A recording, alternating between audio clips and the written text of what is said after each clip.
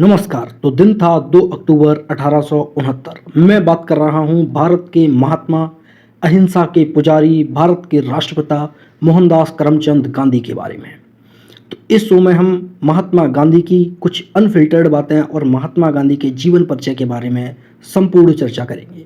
उससे पहले महात्मा गांधी के पिताजी करमचंद गांधी के जीवन पर थोड़ा सा प्रकाश डाल लेते हैं। करमचंद गांधी पोरबंदर में दीवान के पद पर तैनात थे।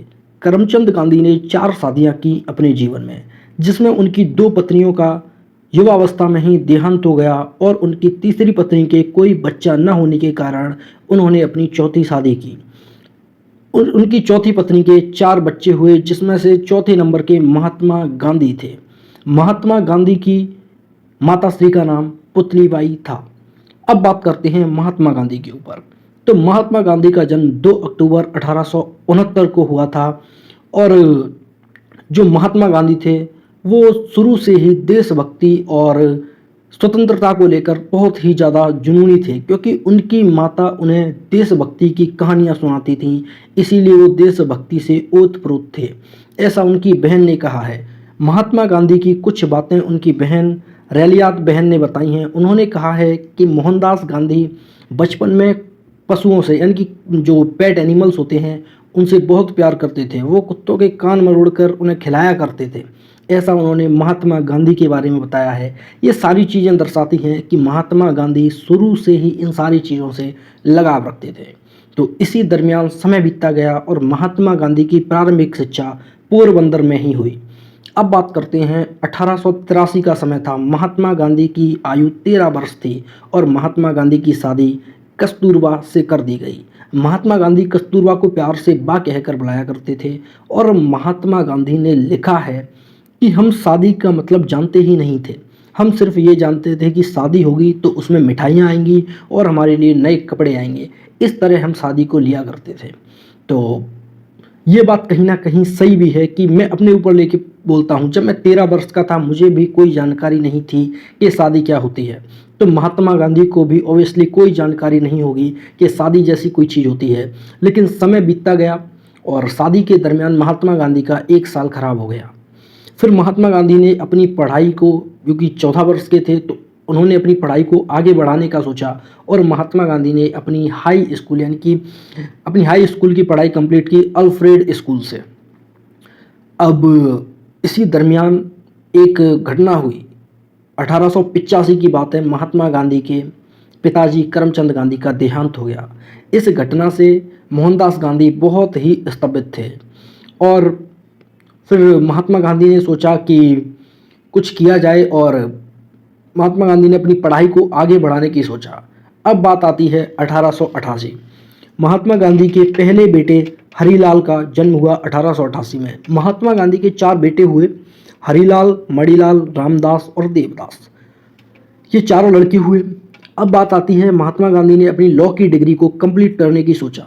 तो महात्मा गांधी ने एक निर्णय लिया कि मैं अपनी लॉ की पढ़ाई विदेश, यानी कि इंग्लैंड जाकर कंप्लीट करूंगा। तो महात्मा गांधी ने इंग्लैंड जाने की अपनी बात अपने घर वालों के सामने जताई, लेकिन उनकी जो माँ थी वो इस बात से असहमत थी, क्योंकि वो नहीं चाहती थी कि महात्मा गांधी किसी एक ऐसे देश में जाएं जहां पर शाकाहारी भोजन नहीं मिलता है। तो महात्मा गांधी ने अपनी माँ को वचन दिया कि मैं लड़कियों से दूर रहूँगा और मैं अपना जो मेरा शाकाहारी हूँ, हमेशा शाकाहारी ही रहूँगा। मैं कभी भी मांस का सेवन नहीं करूँगा। और इंग्लैंड में लॉ की पढ़ाई करने के लिए उनके जो बड़े भाई थे, उन्होंने भी महात्मा गांधी को समर्थन दिया।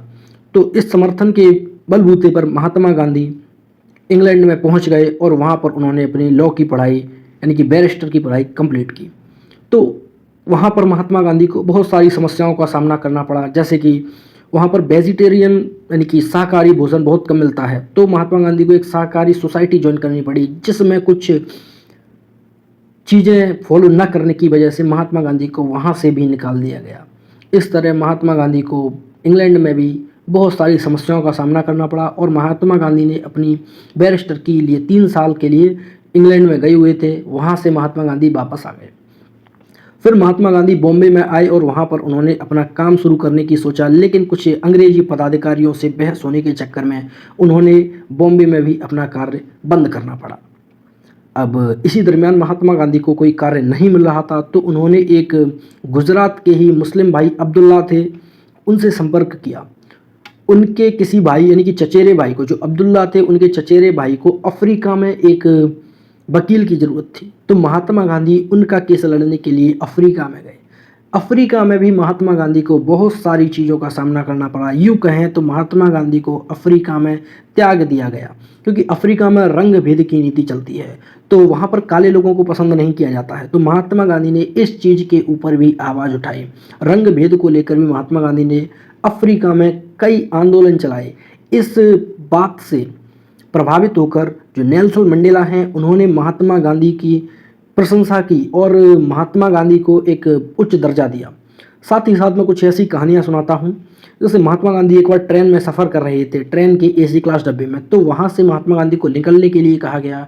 जब महात्मा गांधी ने वहां से निकलने के लिए मना किया तो महात्मा गांधी को ट्रेन से धक्का दे दिया गया था।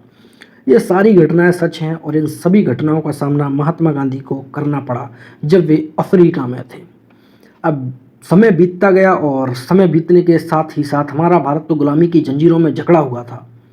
अब समय आता है 1915 का, जब गोपाल कृष्ण गोखले के आग्रह पर महात्मा गांधी भारत में आए। गोपाल कृष्ण गोखले ने महात्मा गांधी को बुलाया। महात्मा गांधी 1915 में भारत में आए। अब गोपाल कृष्ण गोखले ने कहा कि आपको पहले भारत का भ्रमण करना चाहिए।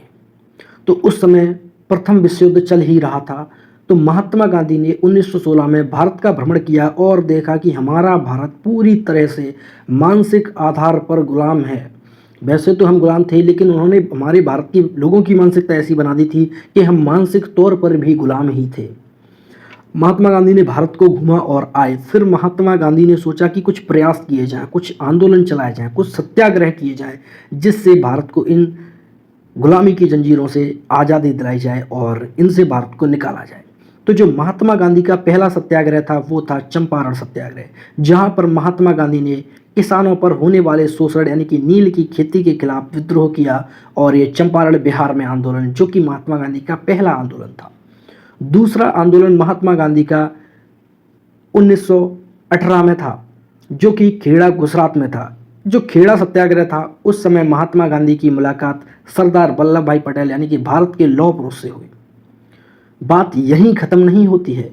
अभी देखिए, महात्मा गांधी के जो भी आंदोलन हैं, जो भी महात्मा गांधी सत्याग्रह किए, उन्हें सभी को मैं आपको एक एक से बताऊंगा और उनके रीजंस भी बताऊंगा।